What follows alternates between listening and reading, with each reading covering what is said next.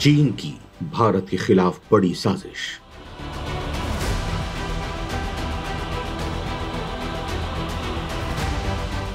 अनाज आयात के बहाने कर रहा बड़ा खेल।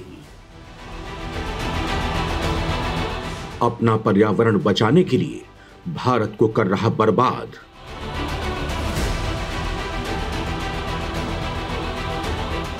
दोस्तों, भारत को लेकर चीन एक बड़ी साजिश को अंजाम देने जा रहा है।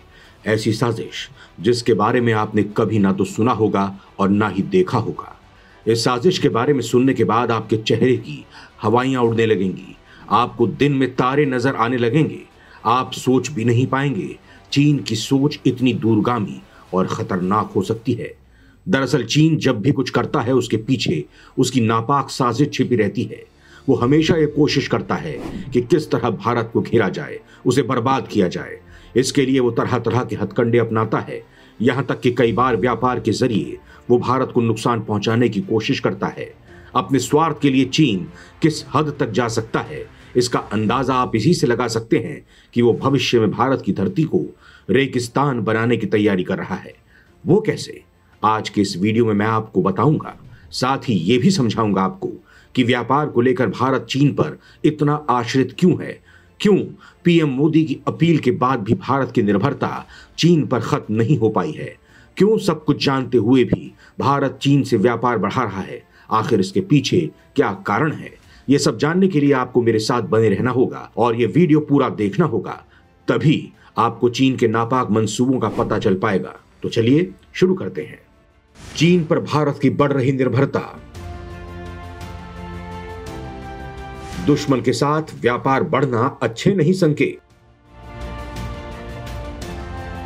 दोस्तों, दुश्मन पर कई मामलों में निर्भर होना कूटनीति में कमजोरी मानी जाती है। चीन को अगर भारत अपना दुश्मन मानता है तो यह भी एक कड़वा सच है कि भारत चीन पर काफी हद तक निर्भर है। दुनिया के कई देश चीन पर अपनी निर्भरता कम करने की कोशिश कर रहे हैं और इसमें भारत भी शामिल है, लेकिन ऐसा हो नहीं पा रहा है। कोविड महामारी में सप्लाई चेन बाधित हुई तो चीन पर निर्भरता और बढ़ गई। जनवरी में व्यापार का जो डेटा जारी हुआ उससे पता चलता है कि 2021 में भी चीन से भारत का आयात बढ़ा है। चीन से भारत का व्यापार तब बढ़ रहा है जब दोनों देशों में तनाव है। China general administration of custom ने जनवरी में भारत से व्यापार का डेटा जारी किया था। इस डेटा के मुताबिक 2021 में भारत का चीन के साथ व्यापार 125.6 अरब डॉलर पहुंच गया है। यह पहली बार है जब चीन के साथ व्यापार 100 अरब डॉलर से ऊपर पहुंचा है। इसमें भारत ने 97.5 अरब डॉलर का आयात किया है और निर्यात महज 28.1 अरब डॉलर का है। आयात और निर्यात दोनों रिकॉर्ड हैं।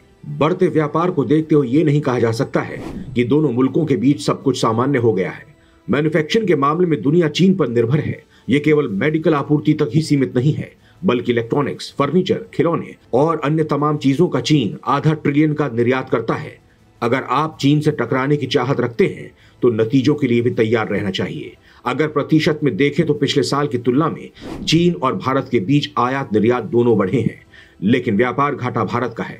व्यापार घाटे का मतलब है कि भारत चीन से ज्यादा खरीद रहा है और कम बेच रहा है। भारत का चीन से आयात 46.2% बढ़ा है, जबकि निर्यात भी 34.2% बढ़ा है। चीन से भारत इलेक्ट्रिकल और मैकेनिकल मशीनरी के अलावा कई तरह के केमिकल खरीदता है। ये केमिकल भारत की फार्मा इंडस्ट्री के लिए अहम है। इसके अलावा ऑटो पार्ट्स और मेडिकल सप्लाई भी शामिल है। भारत के वाणिज्य मंत्रालय के अनुसार 2021 में इन सभी चीजों का आयात बढ़ा है। चीन से लैपटॉप और कंप्यूटर, ऑक्सीजन कॉन्सेंट्रेटर के अलावा एसिटिक एसिड का आयात रिकॉर्ड बढ़ा है। चीन से निवेश में कमी आई क्योंकि मोदी सरकार ने कई तरह की पाबंदियां लगाई थी। भारत ने 5G ट्रायल से चीनी कंपनियों को बाहर किया और 200 से ज्यादा ऐप पर बैन लगाए। भारत स्थित चीन की स्मार्टफोन निर्माता कंपनी शाओमी के रेड ब्रांड पर असर हुआ। चीनी कंपनियों ने इसे लेकर आपत्ति भी जताई थी। जानकारों का कहना है कि भारत में चीनी मोबाइल का मार्केट बहुत बड़ा है। मोबाइल मार्केट में चीन का 55 से 56% का कब्जा है। अब सैमसंग पीछे छूट गई है। चीन दिल्ली मेट्रो में भी लगा हुआ है। चीन से व्यापारिक असंतुलन का एक बड़ा नुकसान यह है कि भारत को एक बड़े पैमाने पर अपने विदेशी मुद्रा भंडार का हिस्सा चीन को सौंपना पड़ रहा है। इसके अलावा चीन भारत से सस्ता कच्चा माल खरीदता है और उनसे तैयार उत्पाद महंगे सामान को भारत में निर्यात करता है। इससे वहां के कारोबारी अच्छी कमाई करते हैं और साथ में वहां के नौजवानों को बड़े पैमाने पर रोजगार मिलता है। कोरोना संकट और भारत चीन तनाव के बीच भी द्विपक्षीय व्यापार बढ़ने की सबसे बड़ी वजह यह है कि भारत को बड़े पैमाने पर चीन से चिकित्सा से जुड़े सामान का आयात करना पड़ा है। दोस्तों, चीन के साथ दोस्ती बढ़ाने का सबसे बड़ा खतरा यह भी है कि कभी सीमा पर तनाव के बीच चीन व्यापार को भी एक हथियार की तरह इस्तेमाल कर सकता है। वैसे तो चीन को भी भारत जैसे बड़े बाजार की सख्त जरूरत है, लेकिन जरूरी सामान की आयात को रोककर वो कुछ समय के लिए मुश्किल तो खड़ी ही कर सकता है। भारत के लिए इस तरह के व्यापार में किसी एक देश पर ज्यादा निर्भरता ठीक नहीं है। दोस्तों, ये तो थी चीन के साथ व्यापार को लेकर हो रहे नफा नुकसान की बात, लेकिन अब मैं जो आपको बताने जा रहा हूं उसकी आपने कभी कल्पना भी नहीं की होगी। भारत से ज्यादा चावल खरीदने के पीछे मंशा क्या? धान की पैदावार बढ़ाने से भारत का है नुकसान। दोस्तों, चीन इस वक्त भारत से टूटे चावल आयात करने वाला सबसे बड़ा खरीदार बनकर उभरा है। पहले भारत के इन टूटे चावलों के सबसे बड़े खरीदार अधिकांशतः अफ्रीकी देश रहे हैं। एक रिपोर्ट के मुताबिक चीन महामारी के दौरान भारतीय चावल का टॉप खरीदार के रूप में उभरा है। इसके मुताबिक चीन ने साल 2021-22 में 16.34 लाख मीट्रिक टन LMT, जो भारत के कुल चावल निर्यात का 212.10 LMT यानी 7.7% का आयात किया है। रिपोर्ट से पता चलता है कि भारत से चीन के कुल चावल के आयात में से 16.34% टूटे हुए चावल ही थे। भारत के इस टूटे चावल की मांग में चीन में बढ़ोतरी देखी गई है। दरअसल चीन अब भारतीय टूटे चावलों का शीर्ष खरीदार है, जो पहले ज्यादातर अफ्रीकी देशों को निर्यात किया जाता था। साल 2021-22 में भारत का कुल चावल निर्यात बासमती और गैर बासमती दोनों मिलाकर 212.10 LMT था, जो कि 2020-21 में निर्यात किए गए 177.79 LMT से 19.30% ज्यादा है। इसी अवधि में चीन को चावल का निर्यात 392.20% से बढ़कर 3.31 LMT से 16.34 LMT हो गया।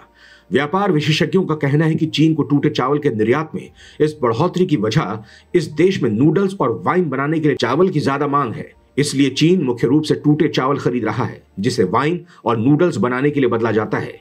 जानकारों का कहना है कि मांग में इस बढ़ोतरी की एक और वजह मक्के की बढ़ती कीमतें भी हो सकती हैं। टूटे चावल की मांग में ऐसे समय में वृद्धि देखी गई जब हाल में महीनों में खाद्य पदार्थों की कीमत में वैश्विक स्तर पर वृद्धि दर्ज की गई है, विशेषकर यूक्रेन पर रूस के आक्रमण के बाद। दोस्तों, आपको बता दूं कि चीन लगभग 3 दशकों तक भारतीय चावल को खराब बताकर खरीदने से इनकार करता रहा है, लेकिन भारत और चीन के बीच लंबे समय से चल रहे विवाद के बीच अब अचानक शत्रु देश का भारतीय चावल का सबसे बड़ा खरीदार बन जाना कुछ संदेह पैदा करता है। अगर व्यापारिक दृष्टि से देखा जाए तो यह बेहद अच्छी बात है कि चीन चावल खरीद के मामले में हमारे देश पर आश्रित हो रहा है। इससे अच्छी बात क्या होगी कि हम अपने प्रोडक्ट निर्यात कर शत्रु देश से लाभ कमा रहे हैं। लेकिन इसमें एक समस्या है। धान की खेती करना अब फायदे का नहीं, नुकसान का सौदा बनता जा रहा है, और यह बात विकसित देश समझ चुके हैं। चीन दीर्घकालीन सोच के साथ उन फसलों और उत्पादों को अपने यहां हतोत्साहित कर रहा है जो ज्यादा पानी मांगते हैं और पर्यावरण के लिए समस्या बनते हैं। आंकड़ों के मुताबिक हमारे किसान पर 1 किलो चावल उगाने के लिए लगभग 5000 लीटर पानी की खपत कर रहे हैं। अंधाधुंध धान की खेती पर जोर देने के कारण भूजल स्तर तेजी से गिरता जा रहा है। इसकी वजह से जल और जलवायु संकट बढ़ रहा है। धान की खेती देश की अर्थव्यवस्था के साथ किसानों की राह की बड़ी चुनौती बन गए हैं। इनकी खेती से लेकर खपत तक की पूरी श्रृंखला इतनी बोझिल हो गई है कि उसे आगे बनाए रखना कठिन हो गया है। हरित क्रांति के पुरोधा राज्यों पंजाब, हरियाणा और पश्चिमी उत्तर प्रदेश की माटी को धान की खेती ने बांझ बनाकर रख दिया है। इसकी वजह से इन राज्यों का भूजल इतने नीचे चला गया है कि हर साल खेती से पहले नलकूपों की खुदाई करनी पड़ रही है।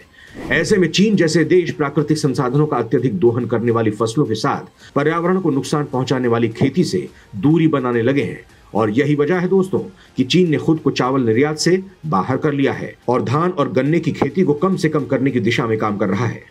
दोस्तों, यहां साफ है कि चीन की भारत से चावल खरीदने के पीछे मंशा ठीक नहीं है। अपने इस हथकंडे से वो आने वाले वक्त में भारत को बूंद बूंद पानी के लिए तरसते हुए देखना चाहता है।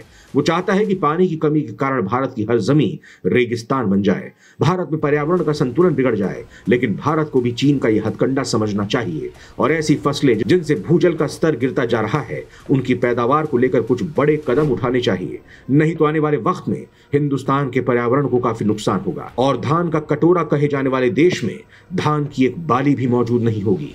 यही नहीं, भूजल स्तर लगातार नीचे गिरता रहने से आने वाले वक्त में हम पानी की एक एक बूंद के लिए तरसेंगे और जहां तक खेती की बात है तो उस वक्त ये दूर की कौड़ी हो जाएगी। लिहाजा कुछ बड़ा घटित हो जिसे लेकर हमें भविष्य में पछताना पड़े, उससे अच्छा है कि हम अभी चेत जाएं, जैसे दूसरे बड़े विकसित देशों ने किया है। जय हिंद, जय भारत।